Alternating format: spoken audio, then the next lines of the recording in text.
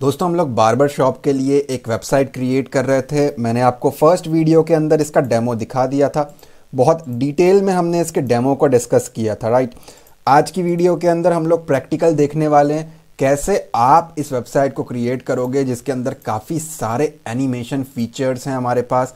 और ये बहुत ही एक अच्छा वेबसाइट है। मैंने आपको डेमो चेक कराया था कि ये पूरे तरीके से मोबाइल फ्रेंडली है, डिवाइस फ्रेंडली है, मोबाइल के ऊपर भी अच्छा लुक देता है।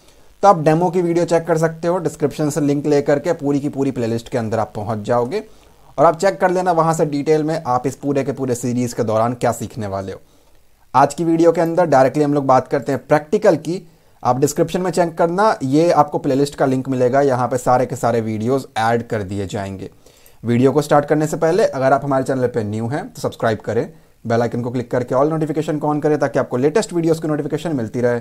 और एक बार ज़रूर चैनल के प्लेलिस्ट सेक्शन को जाकर के देखें, यहाँ पे मैंने रेस्टोरेंट की तरह भी एक प्रोजेक्ट पूरा खत्म किया है। E commerce website, game development, web development, software development, Google की तरह सर्च इंजन एप्लीकेशन, व्हाट्सएप की तरह चैटिंग एप्लीकेशन, बहुत कुछ है जो मैंने ऑलरेडी सिखाया हुआ है, आपको पसंद आएगा। इस वेबसाइट को बनाने के लिए हमें कुछ टूल्स, कुछ सॉफ्टवेयर्स की ज़रूरत पड़ेगी।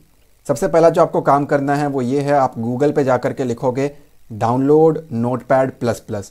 ध्यान दें, अगर आप एक बिगिनर हैं और ज़्यादा प्रोजेक्ट्स के ऊपर अगर आपने काम नहीं किया है तो सबलाइम, VS कोड, इन सब के ऊपर ना जाए, नोटपैड++ के ऊपर आप ना जाए, वरना आप सीख नहीं पाओगे और आपकी प्रैक्टिस नहीं हो पाएगी, आप एरर नहीं ढूंढ पाओगे। सो डाउनलोड नोटपैड++ लिखने के बाद आप डाउनलोड के ऊपर क्लिक करोगे। ये ओपन होने के बाद जो भी आपको यहाँ पे लेटेस्ट वर्जन दिखता है रिलीज वाला, एक स्पेसिफिक कंट्री को सेलेक्ट ना करें। सो आप नीचे जा सकते हैं किसी की तरफ भी, आप किसी भी एक के ऊपर क्लिक कर दोगे और इसके बाद यहाँ पे आपको एक डाउनलोड का ऑप्शन मिलता है। आपको सिंपली यहाँ पे डाउनलोड के ऊपर क्लिक करना होता है, आपका नोटपैड++ जो है वो डाउनलोड हो जाएगा। तो आप चेक कर सकते हो लेफ्ट हैंड साइड पे ये डाउनलोड हो रहा है। डाउनलोड होने के बाद आपको कुछ नहीं करना, इसके ऊपर क्लिक करके next next next next next करके आपका ये इंस्टॉल हो जाता है। मेरे में ऑलरेडी इंस्टॉल्ड है, बट चलिए मैं इसके ऊपर क्लिक कर देता हूँ और यहाँ पे आकर के ये ओपन हो गया। ओपन होने के बाद यही ओके और जो भी है आपका, आप नेक्स्ट नेक्स्ट करते जाए और आपकी फाइलों को आप यहाँ पे सिंपली इंस्टॉल कर लेंगे और नोटपैड++ आपके सिस्टम में इंस्टॉल हो जाएगा। ठीक है, फिनिश के ऊपर क्लिक करता और रन करने की मुझे कोई ज़रूरत नहीं है। ये रहेगा आपका जिसके अंदर आप कोड करने वाले हो। अब आपने नोटिस किया होगा इस वेबसाइट में मैंने बहुत सारे इमेजेस यूज़ किए हैं। मैंने आपको बताया था ये सारी चीज़ें मैं आपको प्रोवाइड करूँगा, राइट। तो इन इमेजेस को आप कैसे डाउनलोड करोगे, आप जाओगे मेरे चैनल पे जाने के बाद आप जाओगे यहाँ अबाउट अस पे जाने के बाद स्क्रॉल डाउन करोगे तो यहाँ पे एक ऑप्शन मिलेगा स्टोर का। आप स्टोर के ऊपर क्लिक करोगे। स्टोर पे क्लिक करने के बाद आपको ये एक ऑप्शन मिलेगा, ये वाला हेयर स्टूडियो या बार्बर शॉप की, आप इसके ऊपर क्लिक करोगे। क्लिक करने के बाद 1 MB की WinRAR की फाइल है, कंप्रेस्ड फाइल है। यहाँ पे आने के बाद आप गेट इट के ऊपर क्लिक करोगे। यहाँ पे आपको अपने डिटेल्स पास कर देने हैं, तो मैं यहाँ पे डिटेल्स पास कर देता हूँ फटाफट से। डमी डिटेल्स हैं ये, सो मैंने इसको डिटेल्स पास कर दिए। अब डाउनलोड जो होता है ना, इसमें कुछ भी सिनेरियो हो सकता है, ये ऑटोमेटेड जनरेटेड होता है। ये हो सकता है आपको यहीं पे डाउनलोड करके दे दे, हो सकता है आपके ईमेल के ऊपर आपकी फाइल्स आ जाए, हो सकता है आपके मोबाइल नंबर के ऊपर आपका एक कन्फर्मेशन कोड आ जाए। सो मेक श्योर आप डिटेल्स करेक्ट रखें एंड इसके बाद क्लेम इट फॉर फ्री के ऊपर आपको क्लिक करना है और वेट करना है। आप चेक कर सकते हो पेमेंट सक्सेसफुल हो गया, फ्री ऑफ कॉस्ट है, कोई पेमेंट नहीं हुआ है। आपकी एक आईडी जनरेट होकर के आ गई, आपके पास एक ऑप्शन है डाउनलोड का, आप डाउनलोड के ऊपर क्लिक करेंगे और वेट करेंगे। तो आप चेक कर सकते हो डाउनलोडिंग यहाँ पे स्टार्ट हो रहा है। मैं इसको एडिटिंग में कट नहीं करने वाला, पूरा आपको दिखाऊंगा। मैं यहाँ से इसको ड्रैग कर लेता हूँ और मेरे फोल्डर में आकर के मैं इसको ड्रॉप कर देता हूँ। ऑलराइट, ड्रॉप करने के बाद आप यहाँ पे आ जाओगे, राइट क्लिक करोगे। WinRAR एक सॉफ्टवेयर आपको रिक्वायरमेंट पड़ने वाली है, मैंने आपको स्टार्टिंग में यहाँ पे बताया। WINRAR गूगल पे जाकर के लिखे डाउनलोड WinRAR, डाउनलोड के ऊपर क्लिक करोगे आप और यहाँ से आकर के जो भी आपको लेटेस्ट वर्जन दिखता है आप उसके ऊपर क्लिक कर दोगे और यहाँ से किसी भी एक को डाउनलोड कर लोगे, 3264 बिट जो आपके में चल जाए। ठीक है, नेक्स्ट नेक्स्ट करके इसको भी इंस्टॉल कर लेना है ताकि आपको ये फाइल्स दिखना शुरू हो जाए बुक के आइकन में। राइट क्लिक करके एक्सट्रैक्ट फाइल्स के ऊपर आपको क्लिक करना है और ओके के ऊपर क्लिक करना है। ये करोगे तो आपका एक इमेजेस आ जाएगा, यहाँ पे बार्बर इमेजेस नेम से एक फोल्डर मिलेगा जिसके अंदर आपकी सारी की सारी इमेजेस आपको देखने को मिलेंगी। ठीक है, तो मैं यहाँ से करंटली इसको बैक कर रहा हूँ। अब मुझे इस कंप्रेस्ड फाइल की कोई ज़रूरत नहीं है, सो मैं इसको डिलीट कर देता हूँ और ये जो मेरा इमेजेस का फोल्डर है मैं इसको यहाँ से कट करके बाहर आकर के पेस्ट कर देता हूँ। ठीक है, मेरे प्रोजेक्ट के फोल्डर के अंदर। मुझे इसकी भी कोई ज़रूरत नहीं है। तो इन शॉर्ट मेरा एक प्रोजेक्ट का फोल्डर है barbar1 नाम से, उसके अंदर मेरे इमेजेस के फाइल्स हैं। तो ये तो हुआ कि आपको जो चीज़ें सेटअप करनी है वो। अब इसके बाद मुझे रिक्वायरमेंट है कि HTML की एक फ़ाइल क्रिएट की जाए जिसके थ्रू हम ये काम करेंगे। सो उस चीज़ के लिए आप क्या करोगे, स्टार्ट में जा करके आप टाइप करोगे Notepad++। तो मैं आ गया और मैंने यहाँ पे लिखा Notepad++, और इसको आपको सिंपली ओपन कर लेना है। ओपन होने के बाद आप यहाँ पे जाओगे फाइल पे जाने के बाद सेव एज पे जाने के बाद लेफ्ट हैंड साइड से आप अपने ऑप्शन सेलेक्ट कर लेना, अपने एग्जैक्ट फोल्डर में आ जाओगे जहाँ पे भी आपका फोल्डर है प्रोजेक्ट का। उस जगह पे आने के बाद नॉर्मल टेक्स्ट से हटा करके ऊपर स्क्रॉल करके ऑल फाइल सेलेक्ट कर लेना, और यहाँ पे आकर के आपको इसका नाम देना है index.html। ध्यान दे, नाम जो मर्जी रखे लेकिन डॉट के बाद HTML होना चाहिए। इसके बाद आपको सेव के ऊपर क्लिक करना है। जैसे ही अपने फोल्डर में आओगे एक HTML की फाइल आपकी बन जाएगी, और अब आप इसके अंदर अपना कोड करना स्टार्ट कर सकते हो। इसी के साथ साथ मुझे रिक्वायरमेंट पड़ेगी एक CSS फाइल की, जो कि हमारा कास्केडिंग स्टाइल शीट होता है। सो उसके लिए मैं आ रहा हूँ फाइल पे, न्यू पे जाने के बाद अगेन फाइल पे आप जाओगे, सेव एज करोगे और इसे भी अपने फोल्डर के अंदर सेव कर लोगे। ऑल फाइल्स टिक लगा लोगे, यहाँ से नाम जो मर्जी रख लेना। मैं यहाँ पे मेरे केस के अंदर स्टाइल डॉट के बाद वो CSS होना चाहिए, ये इंपॉर्टेंट है। सेव करोगे, यहाँ पे आओगे अपने फोल्डर में, एक स्टाइल शीट आपके सामने बन करके रेडी है। अब इन दोनों फाइलों को आपस में लिंक करना है। उससे पहले यहाँ पे हम लोग बेसिक HTML के टैग लगा लेते हैं। तो मैंने यहाँ पे कहा HTML हेड, इसके बाद रहता है हमारा टाइटल, देन हमारा टाइटल क्लोज, देन हमारा हेड टैग क्लोज, एंड इसके बाद हमारा बॉडी जो है हमें स्टार्ट करना होता है, राइट। सो ये बेसिक टैग्स हैं, मैंने अपनी HTML की प्लेलिस्ट में, जो मेरे चैनल के प्लेलिस्ट सेक्शन में आपको मिलेगा, उसके अंदर बता रखा है, और CSS के अंदर भी करा रखा है मैंने डिटेल्स। सो ये मैंने यहाँ पे बेसिक टैग अप्लाई कर दिए। यहाँ पे आते हैं अपने प्रोजेक्ट के फोल्डर में, इसको डबल क्लिक करके रन करके चेक करते हैं तो कुछ ऐसा इम्पैक्ट आपके सामने आएगा। मेरी CSS की स्टाइल शीट है, उसे इसके साथ लिंक करना है। लिंक करने के लिए हम क्या करेंगे, हेड टैग क्लोजिंग से पहले आ जाएंगे। इस जगह पे आने के बाद आपको लिखना होता है स्टाइल टैग। तो स्टाइल टैग लगा करके आपको इसको क्लोज करना होता है। ये करने के बाद यहाँ पे आकर के आपको एक लिंक टैग का यूज़ करना होता है, लिंक REL का मतलब होता है इसका रिलेशन क्या है। तो मैंने कहा ये स्टाइल शीट है, मैंने कहा ये स्टाइल शीट की एक फाइल है, ठीक है। इसके बाद आता है आपका टाइप क्या है उसका, जो आप लिंक करना चाहते हो। मैंने कहा वो text/CSS की एक फाइल है। इसके बाद आता है आपका हाइपर रेफरेंस, कि वो फाइल रखी कहाँ पे है, हमारे ही फोल्डर में है, उसका नाम है style.css। ये आपको स्पेसिफाई करना होता है। यहाँ पे आकर के अगर मैं आपको रिफ्रेश करके दिखाऊं तो आपको कुछ भी देखने को नहीं मिलेगा, और मैं इसको कट कर देता हूँ। और यहाँ पे मैं आ गया और मेरे स्टाइल शीट में आने के बाद मैंने स्पेसिफाई किया बॉडी के अंदर मैंने लिखा इसका बैकग्राउंड कलर, मैंने स्पेसिफाई किया बैकग्राउंड रेड और क्लोज कर दिया। अब देखो स्टाइल शीट के अंदर मेंशन है कि कलर रेड होगा, इंडेक्स फाइल के अंदर इसको लिंक कर दिया गया है, अगर ये हो चुका होगा तो ये रेड कलर हो जाएगा। मैं चेक कर पा रहा हूँ ये यहाँ पे लिंक नहीं हुआ है, या हमारा कुछ यहाँ मिस्टेक है, हम चेक कर लेते हैं। ऑलराइट, सो क्योंकि हम एक्सटर्नल स्टाइल शीट का यूज़ कर रहे हैं तो यहाँ पे हमें स्टाइल टैग की एक्चुअली कोई ज़रूरत नहीं है। सो आप इसको सिंपली रिमूव मारोगे, सेव करके यहाँ पे आकर के रिफ्रेश करके देखोगे तो आपका कलर जो है वो रेड हो गया, ठीक है। सिंपल सी चीज़ है। वो जो आपको स्टाइल लिखना होता है वो इंटरनल के लिए लिखना होता है, हम एक्सटर्नल फाइल का यहाँ पे यूज़ कर रहे हैं। तो ये हमारा लिंक हो चुका है, तो अब हमें इस कोड की कोई ज़रूरत नहीं है, हमें रेड दिखाने की कोई ज़रूरत नहीं है। हमारा ये प्रूफ हो गया कि स्टाइल शीट जो है वो आपस में लिंक्ड है, तो मैंने रेड कलर को हटा दिया। इसके बाद जो हम करेंगे वो हमारे वेबसाइट का पूरा कोड रहने वाला है, जिसके थ्रू हमारे वेबसाइट जो है कुछ इस तरीके का हमें लुक जो है वो प्रोवाइड करेगा। ऑलराइट, सो हम इसको करना डायरेक्टली स्टार्ट करते हैं। अब ये हो जाने के बाद ना आपको एक काम करना है कि CSS के अंदर हमें कुछ लाइन्स लिखनी है।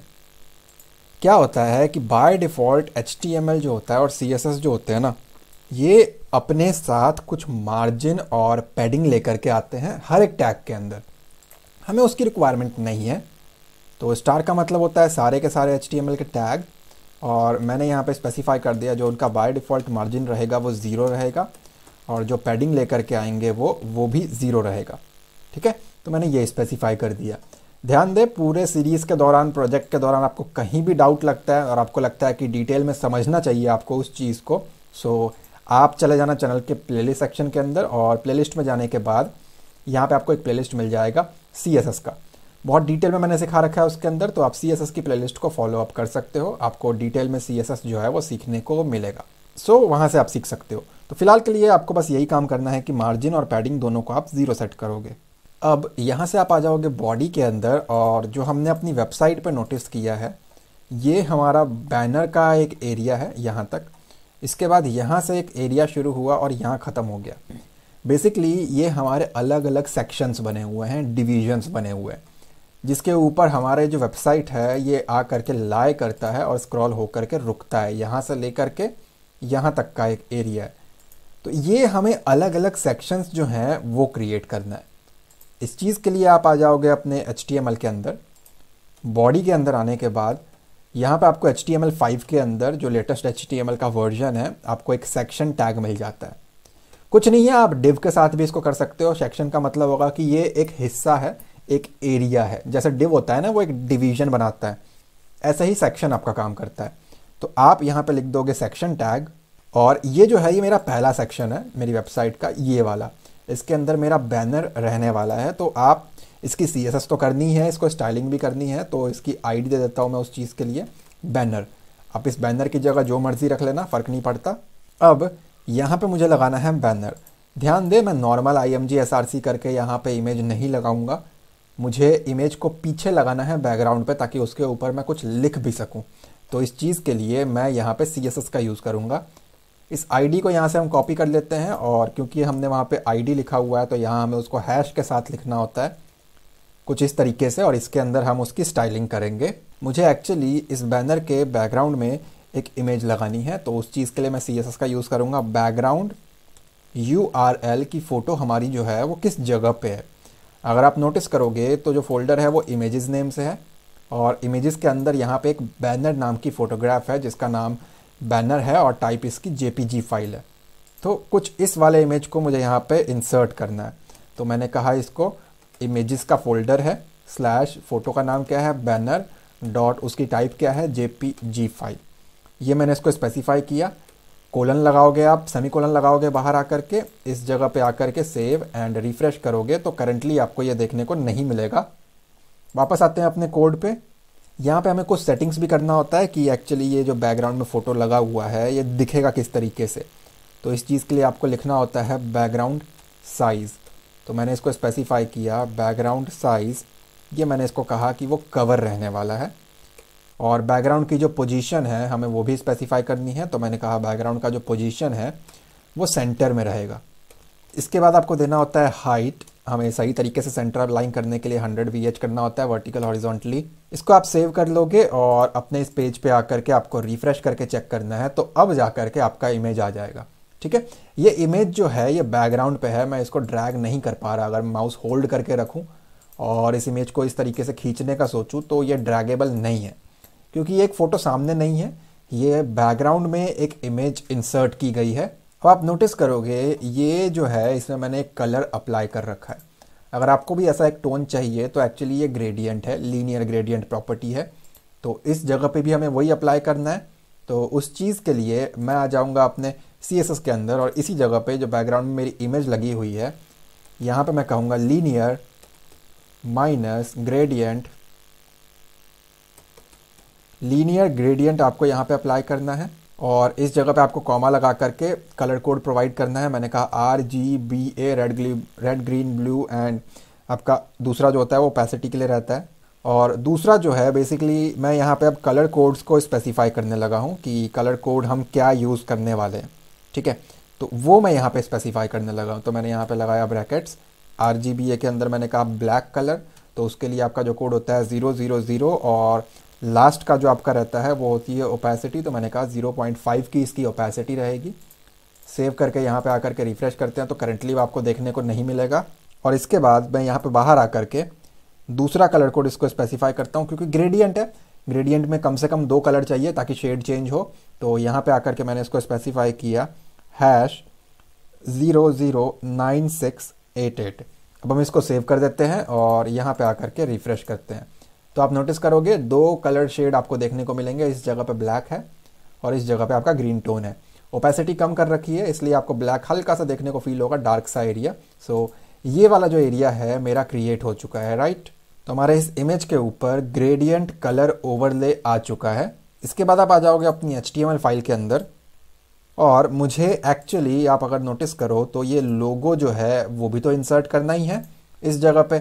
तो इस चीज़ के लिए मैं आ जाऊँगा HTML में और यहाँ आने के बाद मैंने इसको स्पेसिफाई किया img src image source equals to, मैंने कहा मुझे मेरा लोगो जो है वो लगाना है।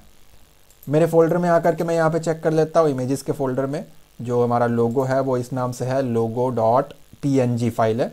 तो वापस आते हैं बैक और यहाँ आकर के मैंने इसको कहा logo.png। सेव करते हैं इसको हम लोग, यहाँ आकर के रिफ्रेश करते हैं तो वो इस जगह पे आपको देखने को मिलेगा।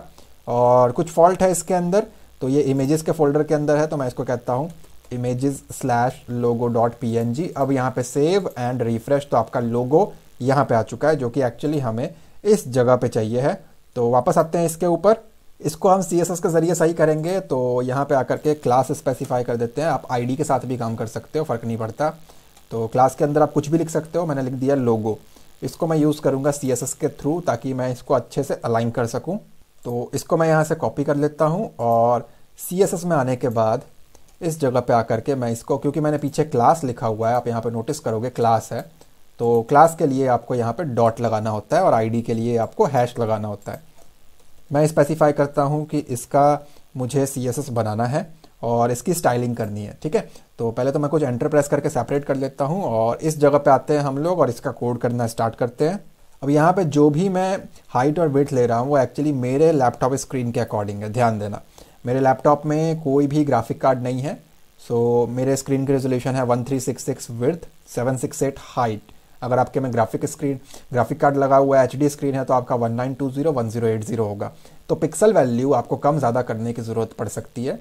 तो मैंने कहा इस इमेज की जो विड्थ है वो 140 पिक्सल रहेगी और यहाँ पे आकर के सेव एंड रिफ्रेश करता हूँ तो वो थोड़ा सा छोटा हो गया, राइट। तो ये मैंने इसको विड्थ स्पेसिफाई कर दिया और इसके बाद हमें इसको स्पेसिफाई करना पड़ेगा पोजीशन एब्सोल्यूट।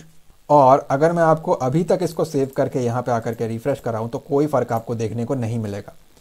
मैंने कहा ऊपर की तरफ से टॉप से 4% खिसक जा, तो यहाँ से क्या होगा, बेसिकली 4% नीचे की तरफ आ जाएगा और सिमिलरली लेफ़्ट से भी हमें थोड़ा सा गैप चाहिए।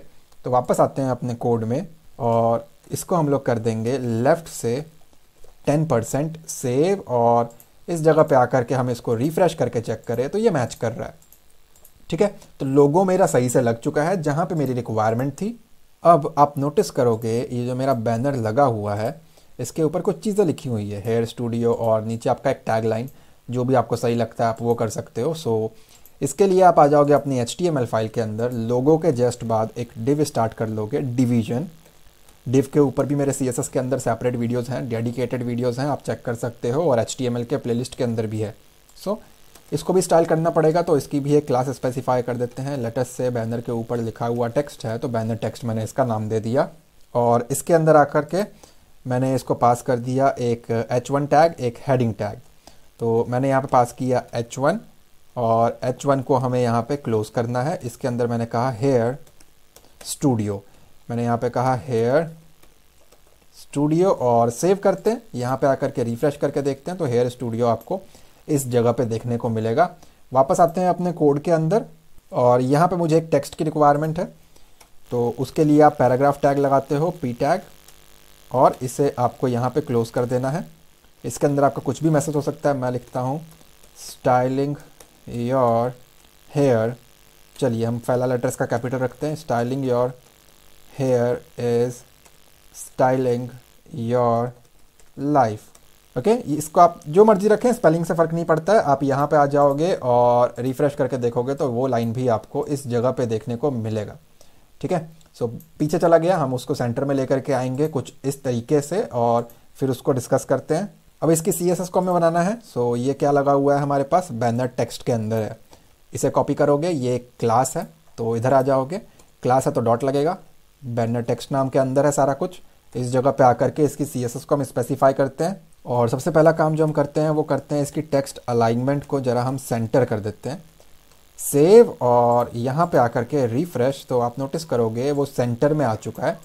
पूरे वेबसाइट के पेज के बीचों बीच में तो नहीं है, बट ऊपर से ये सेंटर अलाइन हो चुका है, लेकिन ये दिख नहीं रहा। तो इस चीज़ के लिए मैं यहाँ पे आ जाऊँगा और जो इसका कलर है वो मैं यहाँ पे वाइट स्पेसिफाई करके सेव और यहाँ पे आकर के रिफ्रेश, पहले से लाख गुना बेटर है। और यहाँ पे आते हैं ज़रा हम लोग और यहाँ पे आकर के ऊपर से थोड़ा गैप दे देते हैं। तो इस चीज़ के लिए हम लगाएंगे पैडिंग, पैडिंग ले लेते हैं हम लोग टॉप से।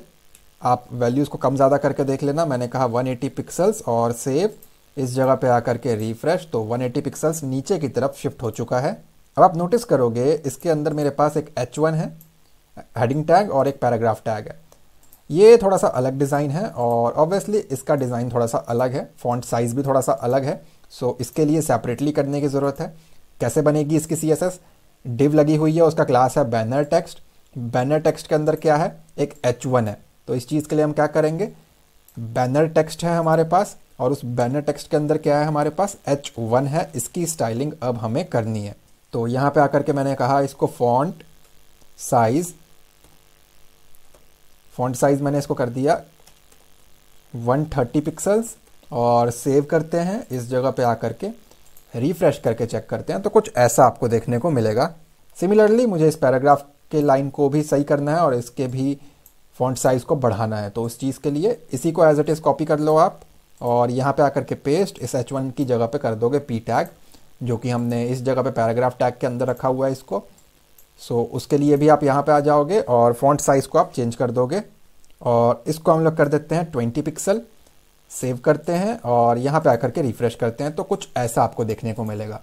आई नो अभी इसमें बहुत सारे डिफरेंसेस हैं, ये इसका फॉन्ट कुछ और है, डिज़ाइन अच्छा है थोड़ा सा, और इसमें कुछ और है, वो भी हम करेंगे आने वाले वीडियोस में। फिलहाल ये वीडियो काफ़ी ज़्यादा बड़ा बन चुका है, सो मैं आपको नेक्स्ट वीडियो के अंदर वो बताऊंगा। अगर आपको अब तक पसंद आया हो और ये सीरीज़ आपको अच्छी लग रही हो तो प्लीज़ लाइक करें और डिस्क्रिप्शन से आप पूरे प्लेलिस्ट का लिंक ले लेना, यहाँ पे सारे के सारे वीडियोस ऑलरेडी मैंशनड है। और एक बार ज़रूर आप प्लेलिस्ट को जा करके देखना, यहाँ पे आपको लास्ट जो था हमारा रेस्टोरेंट वेबसाइट उसके ऊपर देखने को मिल जाएगा पूरा वीडियोस, पूरा प्लेलिस्ट कंप्लीट हो चुका है। Game development, software development, programming, e-commerce, बहुत कुछ है जो मैंने सिखा रखा है। सो प्लीज़ इस वीडियो को लाइक करें और कमेंट में अपना फीडबैक दें। चैनल पर नहीं हो तो सब्सक्राइब करें, बेल आइकन को क्लिक करके ऑल नोटिफिकेशन को ऑन करें ताकि आपको लेटेस्ट वीडियोस की नोटिफिकेशन मिलती रहे। मैं मिलता हूं आपसे अगली वीडियो में। Thanks for watching guys.